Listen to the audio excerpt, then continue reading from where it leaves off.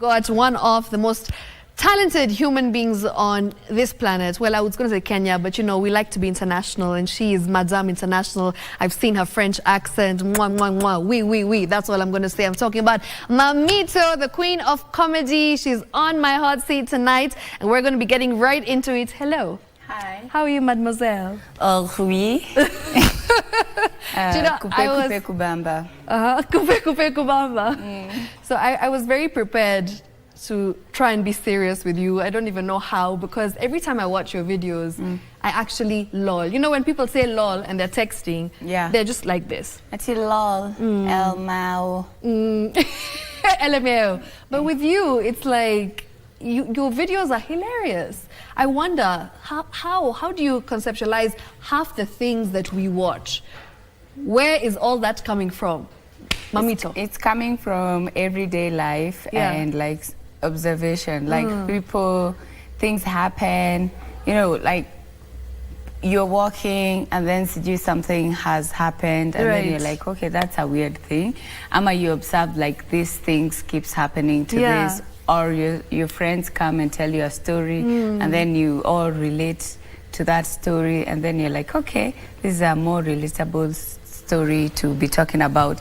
But mostly I try and make it fun. I have so much fun while shooting these videos. You do look like you really enjoy your job. You're so passionate about it. You're just so into comedy. And it shows in your videos. I love comedy. The amount of love I have for comedy, I don't know. Yeah, you don't know. It's up there. It's up there. We love to see. Speaking of Friends, you mentioned Friends. You're having a show. Before this one, you actually had Mamito and Girlfriends, which was a huge hit. And then now we have Mamito and Friends. Tell us more about it. So I had Mamito and Friends last year, December. That was the first one. And then I had Mamito and Girlfriends. And now I have Mamito and Friends. Right. And it's a stand-up comedy show that has... The friends are comedians. So we're going to have Vafa from South Africa, AK Dance from South Sudan, and then Tai Ngashira from Kenya, and Dag Mutai also from Kenya. So I try and bring in my very funny friends that I know that they are hilarious. That's amazing. And it's so cool that you've actually, you know, you've gone Pan-African. You're not just sticking to Kenya. You have someone from, you know, South Sudan. You have someone from South Africa. So how exactly did you manage to like contact these guys? Do you have like a community of comedians that you are connected to, and you have good networks, strong friends all around the country? And of course Africa continent.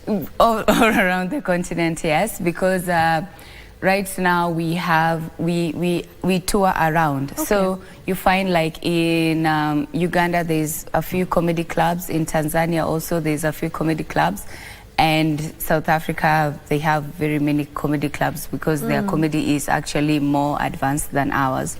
So when you go there you become friends with people, with other comedians, and then now, you know, like right now, Africa, when it comes in terms of comedy, it's becoming smaller, and you can find, like last month, I went to Cape Town to do comedy.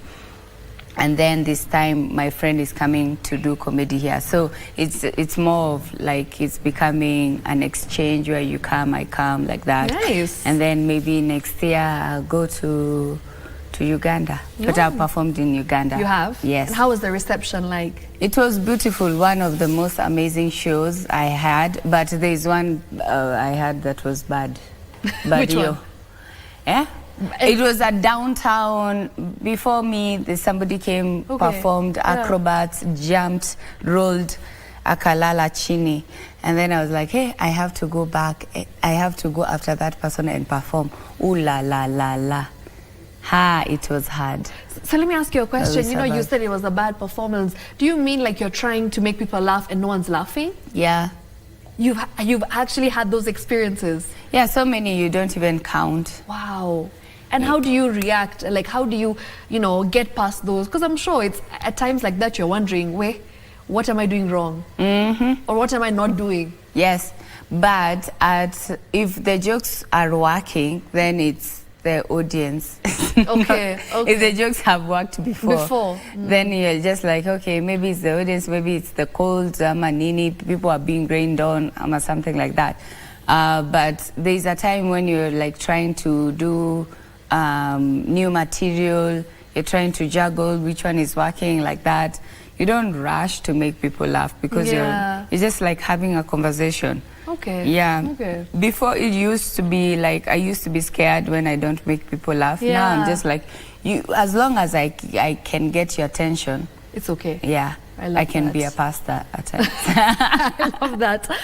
Mamito, tell me, when you were growing up, you know, it's a very interesting choice of career because you can never tell your parents or you can never tell your family that, oh, me, I want to be a comedian. They look at you like you're an actual joke, for real. Because back in the day, it was always like, me, I have to be an engineer, me, I have to be an accountant, me, I have to be a doctor. Or even like to kind of push it a little bit, you can say, I want to be an actor, for instance. So when you said or when you discovered your love for comedy, your love for performing, how did you break that to your family, your loved ones, and how did they react to that? My mom knew since I was young because I used to go practice with her choir when she went for choir practice. Okay. I would go with her, and then I used to sing. She used to sing soprano. This is like a grown people choir. Wow. That I'm singing when I'm like 7, 8. Yeah. I'm involved. I want to write the songs. Now there's no way. She's like, oh, me, I'm going for choir practice. I'm like, I'm going with you. Coming. So, and the funny bit is she was singing soprano. I was singing alto. Oh. I am an 8-year-old singing alto. That must be very interesting. Yeah. So it was, so my love for acting and dancing, I used to be like in charge. We used to dance. We used to be very involved with anything like performance, you know, act during Christmas, things like that. And I would actually want to be the one shining, you know, like it's me, it's my time. And even for my grandmother, there's a time I lived with her for quite a while. And then she tells me how I was like 3 years old, and in church I was like the one behind the pastor. I'm just like, when people start dancing, I'm dancing the most. Right. So for me, it didn't come as a surprise to my family that actually I was taking the actor, comedian. Yeah, the creative choice. like choice of life. Yeah. Quite Even career. my mom always thinks that maybe I could have been a musician, but No. maybe I have some hits. Yeah. You Maybe do. I should do You an do. album. We do. We're waiting. Sunny. Do you mean me and Bien? Me and Bien. Yeah, Bald Woman edition. We love it. Mamito, tell me about this, journey of yours. You've been in the industry for quite some time. In fact, I feel like you are one of the most renowned female comedians in Kenya, in a space that's very dominated by men. How was it for you in the beginning, trying to find your space in an area, in a field where it's very, very populated with the male species, boy child, are dominating, and then you come in pole pole, and then slowly by slowly you're becoming a favorite, you're becoming a Kenyan sweetheart, everyone's like calling you the queen of comedy. How exactly did you manage to get that fame and the recognition in such a difficult industry? First of all, beginning there was a lot of tears. Before performing, you're just like, yeah. Then you go back. But also, like, the guys in the industry, some of them were very helpful. They're just like, okay, like when you go, somebody has told you something else, another guy was just being, a guy. Yeah. And then you go tell this one, and then this one is more reasonable. Yeah. So you're just like, okay, this one is my friend. But also, like, I've had male comedians who are really supportive. That's amazing. Yeah. And they're just like, okay, you have to say it like this. And some of them have mentored me, which was really good. But also, it was also my love for comedy, because the minute I just stepped, the first time I did comedy, stand-up comedy. I didn't know what I was like, this is it. This is it, I'm not stopping. Yeah. So even when somebody tells me, oh, this and that, I'm just like, you don't know what I feel after performing. It just makes like, you feel alive. Yes. Happy, joy. Even like right now when she's talking about it, like she's just so happy, just describing her love for comedy, which is so beautiful to see. Yeah. Mamito, you know, you are somebody who a lot of young women, comedians, just upcoming actors and creatives look up to, right? Have you also managed to mentor upcoming comedians? Because you said that you had a lot of people helping you out and a lot of actually friends who kind of showed you around, showed you the way, told you what to do, what not to do. So are you doing that for the younger generation? Yeah, so what we have done, we have opened a few comedy clubs around Nairobi. Like Punchline was actually one of them, right? Yeah, that you were a part of in the beginning. Yes, so there's Punchline, there's Stand-Up Collective. And that one too. Yeah, there's Karura Comedy Club. So these ones are like, we are like the pioneers of this, but now we find like there's more female comedians due to amazing, that. Yeah. And but also like when it comes to the small skits that I do, I try act and just bring up some of my favorite comedians, and then we're gonna do a skit with them. So I do that. But also like in Kibera, where I come from, we have Kibera Creative Arts. This is a CBO, a community-based organization that is only based on art and creatives, trying to help them become and achieve their dreams. So I'm also like involved in that. So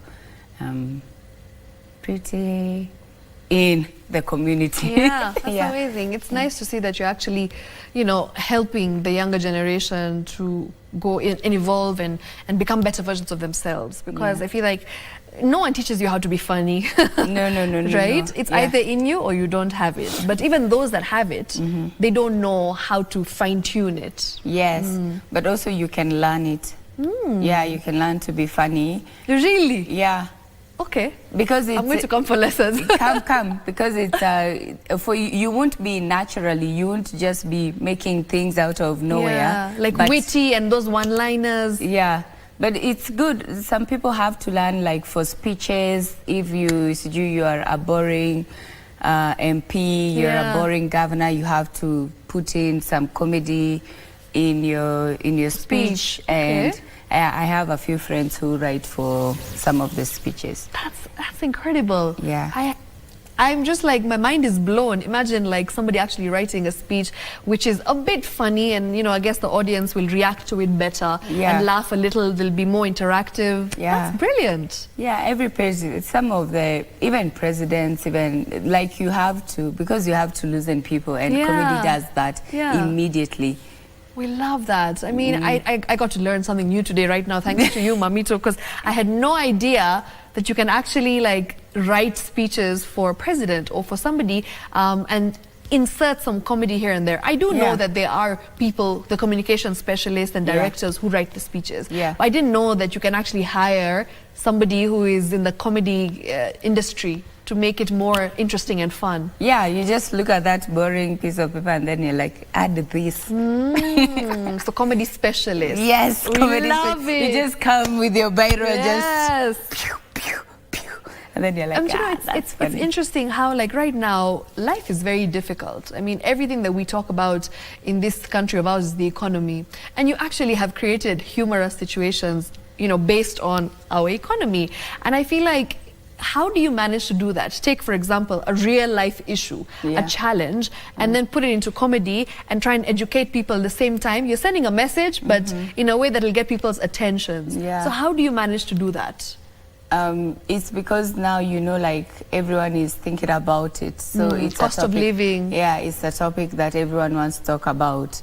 But also like the easiest way to get information without people feeling, are we learning? Yeah. Because even or being lectured. Yeah, even for you, maybe in school, your favorite teacher was the one who was like funny. Yes. You're just like, yeah, it's time for theory. Yes.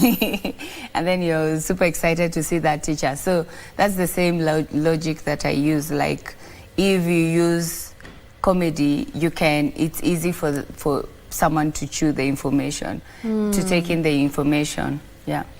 Interesting. Mamito, tell me the difference between a stand-up comedian and somebody who just does skits online. Because we've seen, like, for example, Crazy Kenna right now, he started off online. Yeah. And then now he's going on to do a whole show and a whole experience. And you, on the other hand, it was the reverse, right? Yeah, you started off as a stand-up comedian. Yeah. And then now you went on to do social media content, and then you started going viral. So, like, how exactly do these two people manage to do what they do and excel in both ways? Yeah, I think right now we are in a good time where social media allows you to do whatever you want. Right. Because then it was, when I started, stand-up was the only way you can. Yes, of course, the Churchill show. Yeah. So you can only like be a comedian, or you go to a TV series that's for comedy or things like that. But now you can start, and then like right now people know Crazy Kenna. Now he's still a comedian, because as long as you're trying to make people laugh, it does not matter how, as long as people are laughing, that is reason enough for you to be like, okay, that's the same craft that you're using, you know, to write jokes. Maybe, yeah, because the end product is to try to make people laugh. And as long as you're achieving that, it does not matter, oh, you're a comedian who does this, you're a comedian who does not do this. Because right now you're finding even like comedians who are known in America and around the country, the globe, whatever. You find them that now they're using social media, and they're trying to be like, oh yeah, I can also like say this joke, let me explain this situation, let me do this. You can find like Trevor Noah was doing stand-up, and then after that he did a political satire commentary thing. Yeah. So it does not mean that when you're a stand-up comedian that the only thing you should do is this. Yes. As long as you can make people laugh, just do whatever. You can do it on the street, do it as a stand-up, do it kwa show, do it for your mom. I love that. And what can we expect from you this 9th and 10th of December, right? Yeah. What exactly do you have in store for us? Give us something small that, you know, people can be like, okay, we want to come. The thing about the show that we do is it's raw. Okay. It's very raw. Okay. It's raw. It's real. It's real. Yeah. We are saying things in our hearts. Yes. So, and very intriguing. But also I am happy because it's the show that you're gonna get different type of emotions and views. Okay. You'll talk about it. You're just like, okay, after that you're gonna either talk about the economy or something you're just gonna be like, okay, what is up with me and this behavior? So that's why it's written like it's 18 and above, because we try and make sure that the comedian is not limited to whichever topic. They can talk about whatever they want to talk about. Okay. And that is how we exercise our freedom of speech. We love that. And we love that it's a free space for you to actually say what you want, do what you want. Because, you know, sometimes online you're a bit worried of how people will react, who's watching. But then again, when you're doing it in front of a live audience, you can interact with them depending on their reaction, then pump back in or do something that's, you know, like it's impromptu sometimes. Yes. That's why you said it's raw. It's raw. Yeah, it's very, very, very fun. Yeah. It's very fun. The people who have come, they usually, they have to, we have like a 30 minutes of people just staying out and then just like getting to know each other. Because it starts at 7 and ends by 10. So by 10, we are done. And because it's December. 3 hours? Yeah, the show or is 2. Wow. 2 hours. That's a lot of work. How long have you been prepping for it for? The thing about now prepping is that the good thing is we have comedy clubs, so I can prep. I can prep. I can just be like, the whole year I'm just like writing material, trying to work this, make this work. So that's the good thing. That's why we started with the comedy clubs, because we're like, the comedy clubs are like the gym. So you don't have to be worried every time you have a big show that, oh my God, I have to write now. So mostly what stand-up comedians do around is they go and they work out their material in comedy clubs for a period of time. Without telling you what they are doing. And then after that period of time, now they have shows where they can tour. That's why if you follow any comedian who is known, they have tour dates. And they say, okay, from this I'm going to this, and then they have like a special with a name. So that happens like that. But because us, we are starting, that's why we're like, okay, now this is our one big show. Doug has done a few big shows, and also Ty has done a few big shows. So as we are starting like that, and then maybe next time, then people will start touring, where you can say, oh, this is the name of my tour, and then I'm touring from this to this to this. Yeah, so that is the dream. Amazing. So next year, gonna do that. I'm very, very excited to know that next year, you know, you're going to be having even bigger things lined up for your audiences, which is what we love to see. So congratulations for that. And as we wrap up, you know, one thing that I've always wanted to ask comedians is, do you ever feel sad? I know you're a human being. I know you have emotions, but I've never ever seen anything about you that indicates that, you know, you have a low moment. Or is it just all that you have to just pull a face and act it out, because, you know, you're a performer, you're an actor at the end of the day. So I'm sure you also have your low moments. So how do you deal with those and then put your sadness away and try and continue being funny? Yeah, I think we are the saddest humans. Really?